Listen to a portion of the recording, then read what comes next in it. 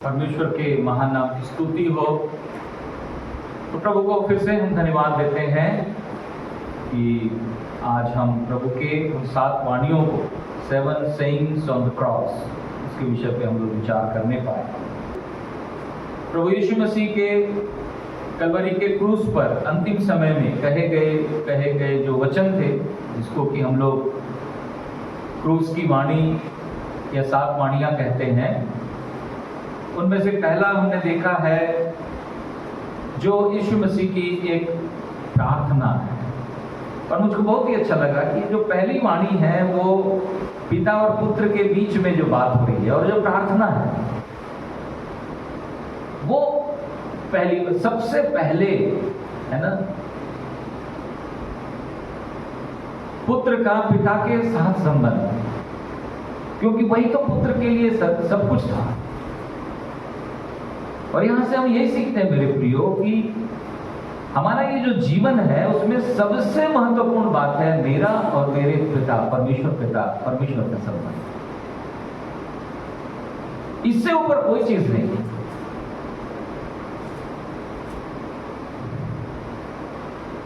I always tell our God, the God of the Bible is God of relationship. Even in the existence of God, in triune God, there is a wonderful relationship. एक बहुत अद्भुत एक रिश्ता है पिता पुत्र पवित्र आत्मा का। उस रिश्ते के बारे में यदि हम लोग सोचें और उस ऐसे रिश्ते को अगर हम आपस में मेंटेन करना शुरू करें, कितना अद्भुत हमारी दुनिया कितनी अद्भुत होगी।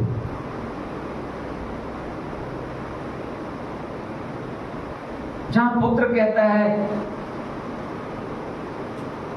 मैं अपने मर्जी से कुछ नहीं करता, मैं अपनी ओर से कुछ नहीं कहता, जो मेरा पिता कहता है। पिता कहता है हे परमेश्वर अपने पुत्र को कह रहा है। क्या रिलेशन है, क्या रिश्ता है प्रिय। पवित्र आत्मा अपने आप में संपूर्ण परमेश्वरत्व को रखते हुए भी वो सुनता है जब पुत्र कह रहा है कि मैं जाऊंगा और पिता की ओर से तुम्हारे लिए एक सहायक भेजूंगा। और पवित्र आत्मा परमेश्वर सुन रहा है, खुश हो रहा है। अपने पहली वाणी में प्रभु यीशु मसीह ने अपने पिता के साथ जो उसका संबंध था, पिता के अधीन रहते हुए क्षमा करने का जो अधिकार है पिता का, पुत्र को भी है।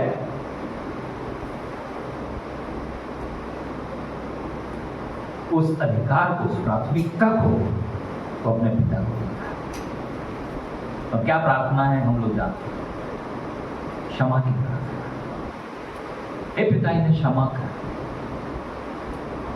और जब पुत्र कह रहा है हे पिता इन्हें क्षमा कर,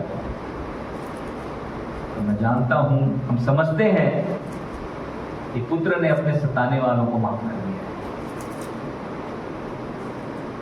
हम तब तक अपने सताने वालों के लिए पिता से क्षमा की प्रार्थना नहीं कर पाएंगे जब तक हम खुद उनको माफ नहीं।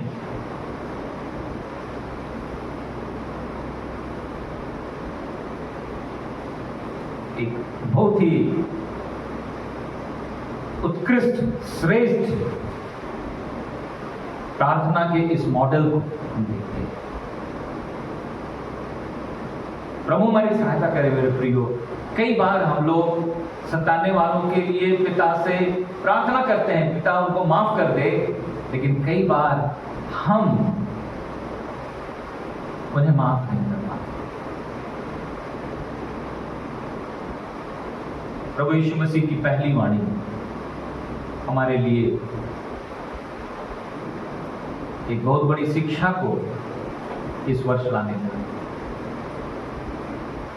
दूसरी वाणी लूका 23 के 43 में हमने देखा। पहली वाणी लूका 23 के 34 में हमने देखा।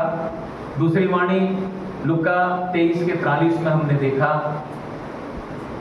ये जो है वो प्रभु की ओर से एक प्रॉमिस है। पहली वाणी में प्रेयर हम देखते हैं, प्रार्थना को। दूसरी वाणी में हम एक प्रॉमिस को देखते हैं।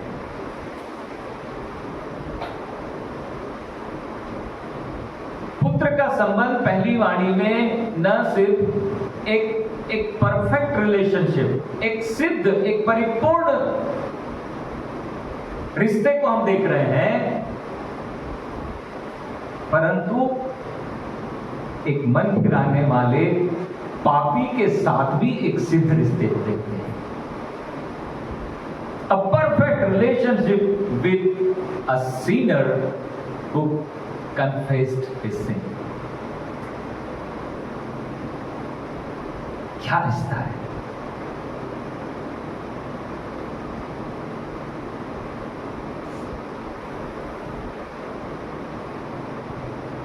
Today you will be with me in paradise. आज तू मेरे साथ स्वर्ग लोक में होगा। उसके बारे में हम लोग सुन चुके हैं, है ना? ये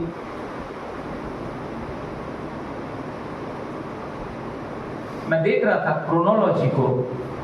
क्रोनोलॉजी का मतलब जिस क्रम में ये कहा गया है, तो ये दूसरी जो वाणी है वो उस डाकू के, है ना, संबंध में है, उस डाकू के लिए है जिसने मन फिराया। लेकिन हम लोग देखते हैं बाइबल में कि जो दो डाकू क्रूस पर उसके साथ लटकाए गए थे, वे भी उसकी निंदा करते थे, लिखा है। इसका मतलब दोनों डाकू भी निंदा कर रहे थे यीशु मसीह की क्रूस से। और उसके बाद जब दूसरी वाणी में आ रहे हैं तो उसके बीच में निंदा करने के समय से लेके प्रभु यीशु मसीह जब दूसरी वाणी को कह रहे हैं, इसके बीच में कुछ हुआ है। क्या हुआ है? वही है पहली वाणी। यीशु मसीह की एक प्रार्थना एक आत्मा को जीत ली।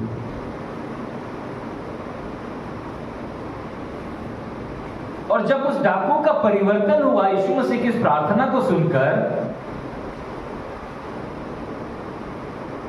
तब उसकी अनंत नियति में भी परिवर्तन आया। अनंत नियति का मतलब पहले वो कहां जाने वाला था? मन फिराने के पहले हम सब जानते हैं कहां जाने वाला था, लेकिन एक प्रार्थना ने उसकी अनंत नियति को बदल दिया।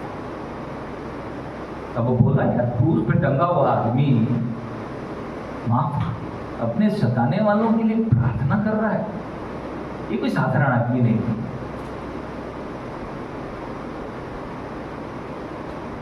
और जैसे प्रभु ने कहा, जब तक मेरा पिता किसी को, है ना, किसी पर मुझको प्रकट न करे, तब तक कोई यीशु मसीह को प्रभु उद्धारकर्ता के रूप में नहीं जान सकता। उस समय था God the father was waiting कि मैं उस डाकू को ये प्रकट करूं कि ये बीच में जो क्रूस पर लटका हुआ है, he is my beloved son, he is the Lord of all। और उसका विश्वास देखिए मेरे प्रिय,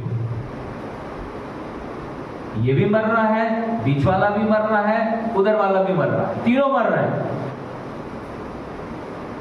लेकिन उसने क्या कहा? हे प्रभु, जब तू अपने राज्य में आए, इसके बारे में हम लोग सुन चुके हैं। इसका मतलब क्या है?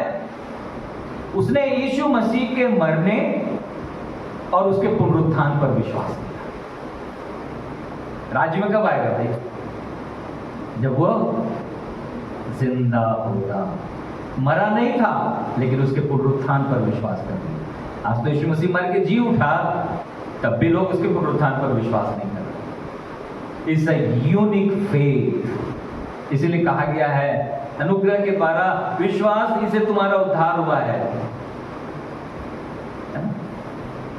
You have been saved by faith through grace. It is not of yourself. It is the gift of God. ये परमेश्वर का वरदान है। और जब प्रभु यीशु मसीह देखते हैं, परमेश्वर ने तो, पिता ने तो दे दिया वरदान, अब बोलते हैं एक वरदान मैं भी देता हूं तुझको, आज ही तू मेरे साथ स्वर्ग लोक में होगा। वरदान पे वरदान, grace upon grace. Gift upon gift. तीसरी वाणी में हम आते हैं, फिर से यहां पर रिश्ते के बारे में लिखा है। God is not only interested in relationship between themselves, He is interested in relationship between the people who believe in them. परमेश्वर जो है सिर्फ त्रिएक परमेश्वर अपने रिश्ते पर ही वो रुचि नहीं रखता, वो उन लोगों के बीच में रिश्तों पर भी रुचि रखता है जो उस पर विश्वास करते हैं। और इसलिए वो कहता है, वुमेन बिहोल्ड योर सन, और अपने चेहरे से कहता है, सी योर मदर। यूहन्ना जो है वो जो चेला था जिसके विषय में कहा गया, वो यीशु मसीह का कजन ब्रदर था। लेकिन इस समय तक यीशु मसीह के खुद के भी भाई बहन थे जो मरियम और यूसुफ से पैदा हुए थे। कम से कम 6, 4 भाई और 2 बहनें। लेकिन उनमें से किसी को भी प्रभु यीशु मसीह ने नहीं कहा, देखो भाई 4 भाई 6 बहनें हैं, माता का ख्याल रखना। क्यों कहा?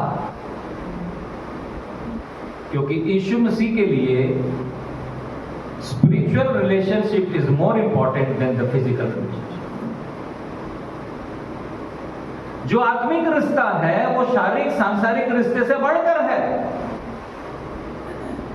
क्योंकि शारीरिक भाई बहन तो थे, परंतु उसके बाद भी यूहन्ना जो यीशु मसीह पर विश्वास करता है, जो उसका चेला है, जो उससे प्यार करता है, उसको वो अपने माता की जिम्मेदारी को सौंपता है। आज दुनिया जो है वो भाई भतीजावाद पे चलती है, लेकिन हमारा प्रभु ऐसा नहीं। उसको आत्मिक रिश्ते में रुचि है, और इसलिए वो अपनी मां को पूरे एक जिम्मेदारी के साथ अंतिम समय में, इसका मतलब जब तक वो है ना उस क्रूस पर नहीं लटकाया गया, या क्रूस पर लटकाए जाने के बाद भी अपने माता के प्रति अपनी जिम्मेदारी को पूरी कर रहा है। क्योंकि यूसुफ का जिक्र जो है वो नए नियम में शुरू में यीशु मसीह के जन्म और बालकपन 12 साल तक का आता है, उसके बाद का नहीं आता। ये माना जाता है कि यूसुफ की मृत्यु जल्दी हो गई, तो अपनी मां और 6 भाई बहन की जिम्मेदारी यीशु मसीह ने उठाई।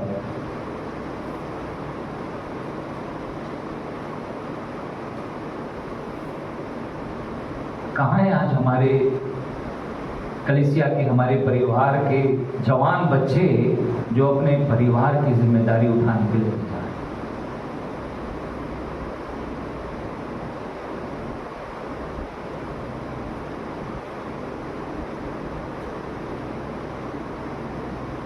यीशु मसीह की तीसरी वाणी न सिर्फ रिश्ते को महत्व देती है, परंतु जिम्मेदारी के महत्व को भी बताती है। चौथी वाणी है मत्ती उसके 27वें अध्याय के 46 पद में, और मरकुस उसके 15वें अध्याय के 34 पद में, जहां प्रभु यीशु मसीह पुराने नियम के भविष्यवाणी को यहां पर कोट करते हैं। इसके बारे में हम लोग सुने हैं कि वचन की पूर्णता के लिए यहां पर हमेशा आप लोग ध्यान दीजिएगा कि कुछ लोग इस प्रकार से कहते हैं कि प्रभु यीशु मसीह जो है पुराने नियम को पढ़ा था, और जो जो वहां पर मसीहा के बारे में लिखा था उसको उसने अपने जीवन के द्वारा से पूरा करके बताया कि वो मसीहा है। ये एक आर्गुमेंट है, ठीक है। तो ज्यादा इसमें परेशान होने की जरूरत नहीं है। क्यों?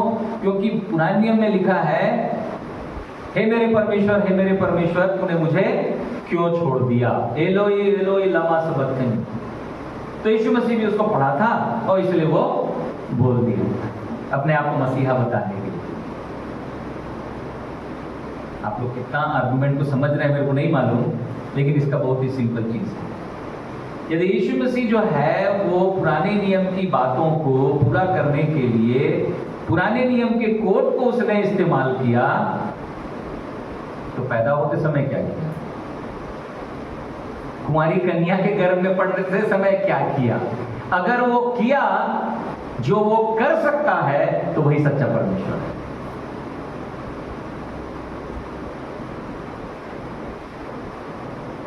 क्योंकि गर्भ तो परमेश्वर की ओर से, यीशु मसीह ने अगर कुछ किया माता मरियम के गर्भ में जाने के लिए, तो वही वो परमेश्वर ही कर सकता है।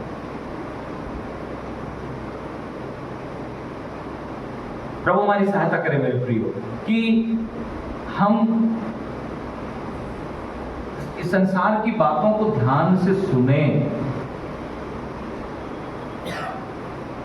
और जैसे प्रभु यीशु मसीह ने अपने विरोधियों को उत्तर दिया, उनके मुख बंद किया, हम भी अपने आप को तैयार करें। अभी समय नहीं है चुपचाप बैठे, बोलने का समय है, शांत रहने का समय, ये सही है। लेकिन अभी की परिस्थिति में क्या हो गया है, हमेशा शांत रहने का समय है। नहीं, जब बोलना है बोलिए, जितना बोलना है बोलिए, अच्छे से बोलिए। प्रभु हमारी सहायता करे कि हम परमेश्वर के वचन की बातों को सही समय पर, सही बातों को हम बोलने वाले हो सके।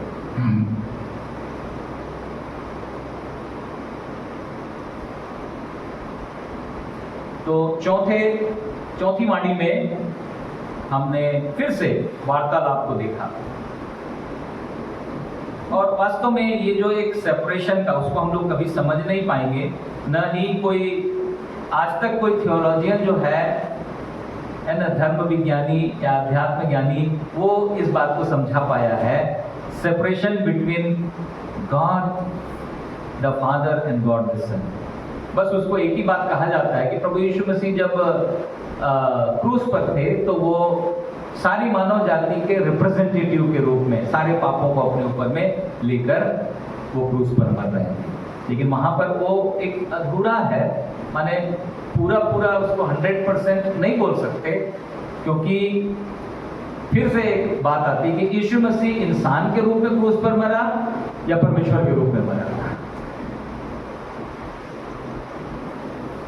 और हम अधिकांश जो बाइबल की शिक्षाओं को बहुत ही संतुलन में लेकर चलने का प्रयास करते हैं, हम हमेशा इस बात को मानते हैं कि Jesus Christ lived as God man and died as God man. यीशु मसीह कभी भी सिर्फ इंसान के समान नहीं जिया, ठीक है, क्योंकि वो गॉड मैन है, सिद्ध मानव, सिद्ध परमेश्वर, और इसलिए उसकी मृत्यु जो है वो गॉड मैन के रूप में हुई। He died as God man, वो ईश पुरुष के रूप में मरा, तभी तो वो सारे संसार के पापों का प्रायश्चित अपने एक बलिदान के द्वारा कर सकता है। अगर एक जन का प्रायश्चित करना है तो उसके लिए एक जन को मरना है, 10 लोगों को करना है, 10 लोगों को मरना है। लेकिन अगर सारे संसार के लोगों का करना है प्रायश्चित, पापों का प्रायश्चित, तो एक सिद्ध पुरुष को अपना बलिदान देना चाहिए। 5वीं जो प्रभु यीशु मसीह की वाणी है, अंग्रेजी में आई थर्स्ट, मैं प्यासा हूं। इसको कई बार जो है वो 2 प्रकार से समझा जाता है, आई थर्स्ट, आई एम थर्स्टी। वो कौन सी प्यास है प्रभु के अंदर, इसके विषय में अक्सर जो है वो कहा जाता है। और उस गीत को भी बनाया गया है कि वो प्यासा था, प्यासा प्रभु चिल्लाता रहा, है ना, और उसको बदले में सिरका मिला। बहुत ही अच्छा गीतकार ने लिखा है, बादल और नदी के सृजक को, जिसने बादल और नदी को बनाया, बुन बुन के लिए तड़पना पड़ा। वो एक प्यास तो थी,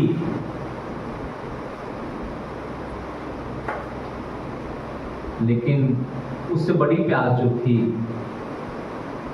जिसके विषय में प्रभु ने स्वयं कहा कि धन्य है वे जो धर्म के भूखे और प्यासे, पानी के प्यासे नहीं होता है ना। उसने कहा कि जो मुझ पर विश्वास करेगा उससे जीवन के जल की नदियां फूट निकलेंगी। ये उसका एक आत्मिक जल और आत्मिक प्यास की बात प्रभु ने की, ज्यादा जोर उस पर की, क्योंकि वो जानता है कि इंसान तो सिर्फ इसी प्यास के लिए मेहनत करता है, लेकिन असली प्यास क्या है? ये प्यास तो बुझ जाएगी पानी पी के, लेकिन एक पापी का परमेश्वर से मिलने का है ना, जो अलगाव की प्यास है, the thirst of separation between holy God and a sinner man.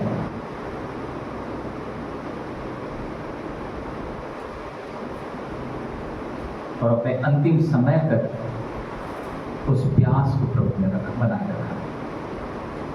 या यहाँ पर हम ये बोल सकते हैं मेरे प्रियो कि एक आत्मिक जो प्यास है वो प्रभु यीशु मसीह के लिए बहुत ही महत्वपूर्ण। वो प्यासा था जब तक उसकी मृत्यु के द्वारा एक पापी उस पवित्र परमेश्वर से न मिले। वो प्यास जो है सकता है।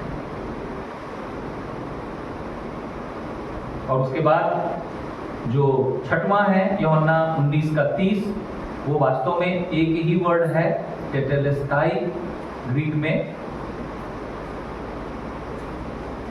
It is finished. Hindi translation है पूरा हुआ बोल के, लेकिन जैसे भाई कुमार ने बताया, मैं वही सोच रहा था कि यदि पूरा हुआ का ट्रांसलेशन तो इट इज फुलफिल्ड होना। अब क्यों उसको ऐसे लिखे हैं, मैंने अनुवाद, ये अनुवाद है, अनुवाद किया गया है ना। फिनिश्ड का मतलब अब मनुष्य के उद्धार के लिए कुछ भी नहीं बचा। मनुष्य को कुछ भी करने की जरूरत नहीं है, उसके उद्धार का काम पूरा कर दिया गया। और ये शब्द जो है टेटेलेस्टाई, ये उस समय इस्तेमाल किया जाता था जब उसका दो उदाहरण दिया जाता है कि जीत के समय में, है ना, वी हैव डन इट, उस जीत को हमने पा लिया। अब जीत पा लेने के बाद और कोई सैनिक क्या करेगा? ठीक है ना।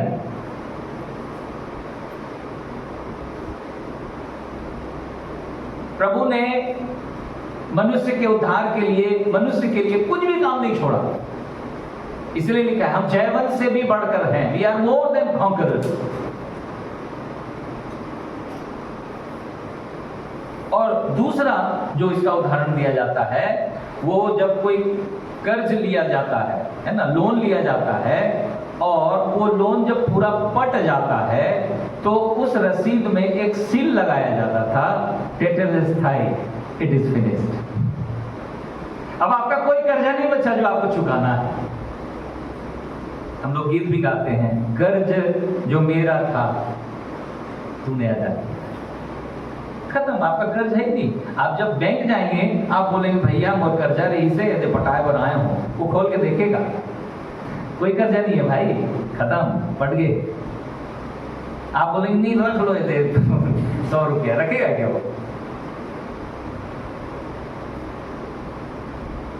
हम लोग उस गीत को भी गाते हैं,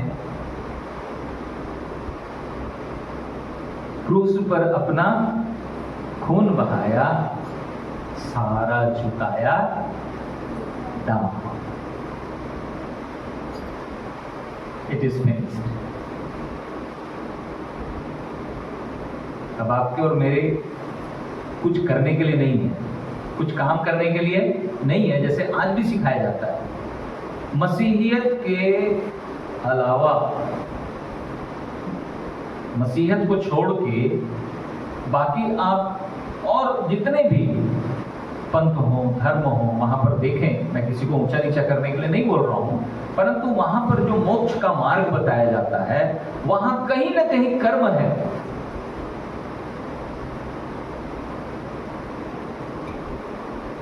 कहीं ना कहीं कर्म है, आप है ना कहीं पर भी देख लीजिए। सिर्फ मसीहत या बाइबल की जो शिक्षा है वही सिर्फ ये बताती है कि अब ये हमारे कर्मों से नहीं है, ये गिफ्ट है परमेश्वर के अनुग्रह से, ये हमको मिला, अनुग्रह ही से। और हम जो विश्वास करते हैं वो भी हमारा कोई कर्म नहीं है, क्योंकि ये भी परमेश्वर का दान है। ये विश्वास की हाथ है जिसको बढ़ा के परमेश्वर के इस उद्धार के दान को हम स्वीकार करते हैं, बस और कुछ नहीं।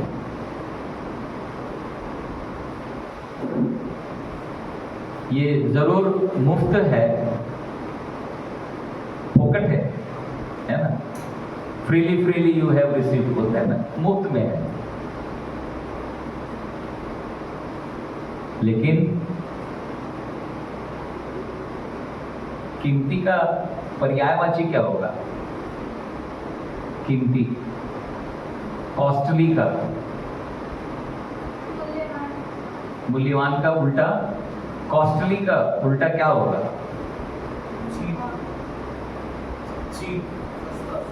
ठीक है, though it is free but it is not cheap. It is free because no one can pay the cost.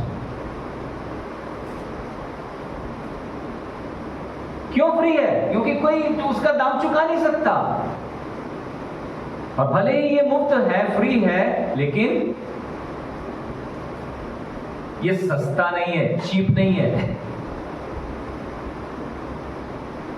ये बहुमूल्य है, ये अनमोल।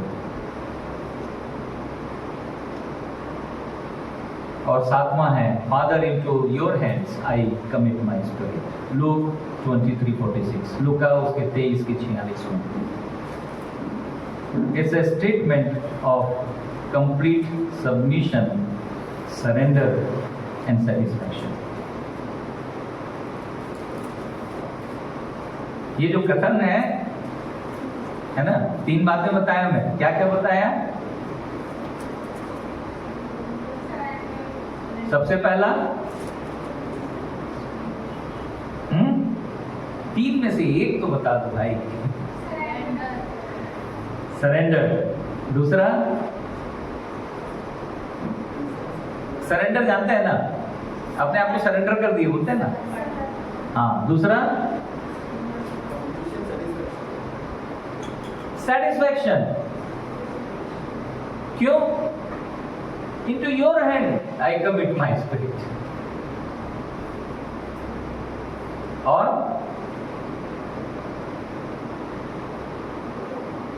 क्या बोला? आज मुझको पता चला कि कलीसिया में आंख खोल के भी सोते हैं बोल के।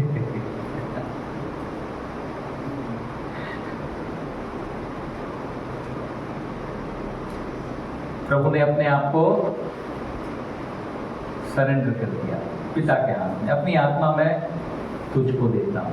प्रश्न ये है, हम अपनी आत्मा किसको सौंपते हैं? है ना, इसको सरल बना लो, मन मर्जी, हमारी मर्जी, क्या पिता को सौंपते हैं? क्या जो भी हम प्रभु के लिए कर रहे हैं, जो भी प्रभु ने हमें दिया है, उसको करके हमें संतुष्टि मिल रही है?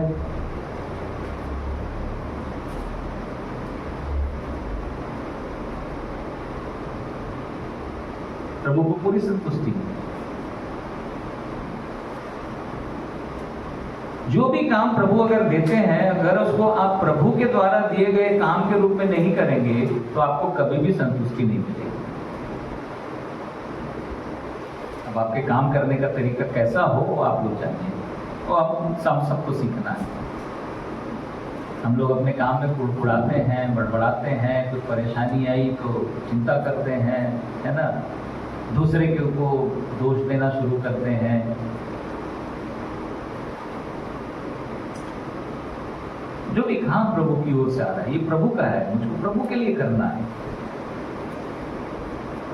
वो संतुष्टि क्यों है? हम लोग देख भी रहे थे, है ना, कुमार भाई ने बताया। पौलुस कहता है मैंने विश्वास की अच्छी कुश्ती लड़ी है, मैंने अपनी दौड़ पूरी कर ली है। उसको मालूम था जो प्रभु ने दिया मैंने उसको, चाहे वो तंबू सिलना पड़े, चाहे जेल में रहना पड़े, है ना, कैदी लोगों को काम तो करना पड़ता रहा होगा ना, जो मिले करना है। Father, into your hand I commit my spirit. हे पिता, मैं अपनी आत्मा तेरे हाथ में सौंपता हूं। प्रियो, अंतिम में एक विचार मैं ये रखना चाहूँगा कि प्रभु ने तो ये सारे दुख अपने देह में सहे, है कि नहीं। अंतिम समय के इन सारी चीज़ों पर हम लोग विचार कर रहे हैं। आज प्रभु की देह क्या है?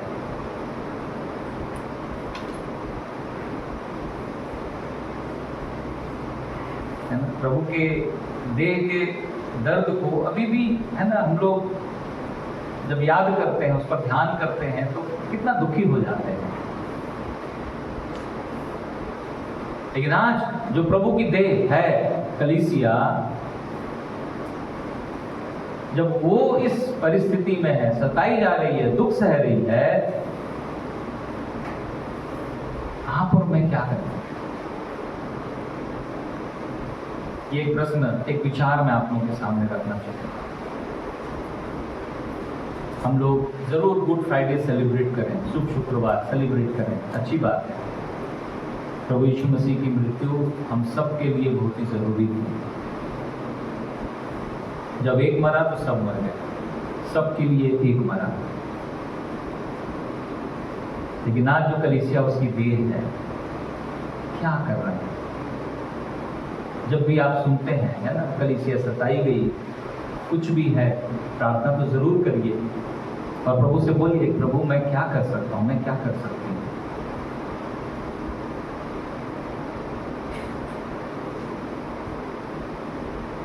अगर यीशु मसीह उस देह को लेकर दुनिया में आ जाए, उनको सताया जाए, तो बहुत सारे लोग खड़े हो जाएंगे। लेकिन आज जो विश्वासियों का झुंड है, जो देह है यीशु मसीह कलीसिया, जब उन पर सताव होता है, तब हम क्या करते हैं?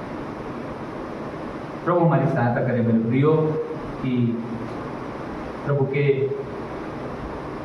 क्रूस पर कहे गए बड़े दुख के साथ, शारीरिक, है ना, सारी चीजें थी, दुख के साथ कहे गए इन वचनों पर जब हम आज कुछ देर विचार करने पाए, प्रभु की जो देह, जो कलीसिया है, जिस परिस्थिति में होकर अभी जा रही है, आप और मैं क्या कर सकते? क्रूस के पास बहुत सारे लोग खड़े थे, है ना, रो रहे थे, चिल्ला रहे थे, छाती पीट रहे थे, लेकिन कुछ लोग वहां पर थे जिनको मालूम था कि इस देह के साथ मैं क्या कर सकता हूँ, क्या कर सकता हूँ। हम लोग कौन से झुंड में हैं? रोने पीटने वाले झुंड में, जो कुछ नहीं कर सकते, या जो कुछ कर सकते हैं हम करने के लिए तैयार रहें, आगे आएं, और जो अवसर प्रभु हमें देते हैं, प्रभु की देह को, कलीसिया को की सेवा करने के लिए, है ना, सहयोग करने के लिए, प्रोत्साहित करने के लिए, उनके साथ खड़े होने के लिए, हम हमेशा उसके लिए तैयार हैं। प्रभु इन वचनों के द्वारा से हम सबको आशीष दें। हम प्रार्थना करें। प्यारे परमेश्वर पिता, हम धन्यवाद देते हैं, अपने वचन के द्वारा आपने हमसे बातें की, हमारे मनों को छुआ। एक छोटे से झुंड में प्रभु हम यहाँ पर एकत्रित होने पाए, आपका अनुग्रह रहा, धन्यवाद। आपके वचन निरंतर हमारे हृदय से बातें करते रहें। एक नई समर्पणता के साथ प्रभु जी हम यहाँ से जाकर प्रभु एक नए दृष्टिकोण के साथ, ईश्वरीय और स्वर्गीय दृष्टिकोण के साथ प्रभु जी हम अपने जीवन को जीने पाएं। हमारे प्रभु ने हमारे लिए इतना दुख सहा, आज जब प्रभु की देह सताई जा रही है, फिर भी प्रभु जी हमें कोई दुख, कोई दर्द नहीं होता। प्रभु जी प्रार्थना करते हैं पिता परमेश्वर कि जो अवसर आप हमें देते हैं, जैसे कि दृष्टांत में भी कहा गया, और हमारे प्रभु ने भी उस न्याय के विषय में, भेड़ बकरियों के न्याय के विषय में कहा, उस समय भी कहा, मेरे इन छोटे से छोटे भाइयों के लिए जिसने ये किया है वो मेरे लिए किया। प्रभु हमारी प्रार्थना है कि हम भी आपके अपने मसीही भाई बहन जो आपके विश्वासी हैं प्रभु जी, जब भी किसी प्रकार की परेशानी में सताई में जाते हैं, हमसे प्रभु उस समाचार को सुनकर हम दुखी ना हो, उसे प्रार्थना न करें, परंतु उनके लिए हमसे जो बन पड़ता है प्रभु हम कर नहीं पाए। प्रभु आप सहायता करें, प्रभु आप सहायता करें, ताकि हम भी अपनी अपनी जिम्मेदारियों को, अपनी अपनी बुलाहट को पहचान कर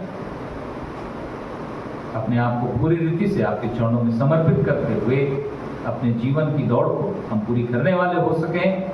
जैसे हमारे प्रभु ने कलवरी के क्रूस तक अपने दौड़ को उसने पूरी की और उसने अपनी दौड़ को पूरी की, हम भी प्रभु जी अपनी दौड़ को पूरी करने वाले हो सकें। सारी महिमा आपको देते हैं, आपके अनुग्रह के लिए फिर से प्रभु हम आपको धन्यवाद देते हैं। सारी महिमा आपको देते हुए प्रार्थना हमारे उद्धार करता प्रभु यीशु मसीह के धन्य, पवित्र और मीठे नाम से मांगते हैं। सुनिए और ग्रहण करें स्वर्गीय पिताजी, आमीन। अब परमेश्वर यहोवा हमें आशीष दे और हमारी रक्षा करे। परमेश्वर यहोवा अपने मुख का प्रकाश हम पर चमकाए और हम पर अनुग्रह करे। परमेश्वर यहोवा अपना मुख हमारी ओर करे और हमें शांति दे। अब हमारे उद्धारकर्ता प्रभु यीशु मसीह का अनुग्रह, परमेश्वर पिता का प्रेम, पवित्र आत्मा परमेश्वर की शांति और सहभागिता हमें से प्रत्येक के साथ, प्रभु के सभी संत जनों के साथ और विशेष रूप से प्रभु की सताई हुई कलीसिया में जितने भी विश्वासी गण हैं उन सभी के साथ प्रभु के बादलों में आने तक और हमेशा हमेशा तक होती रहे। आमीन। सबको जय मसीह की।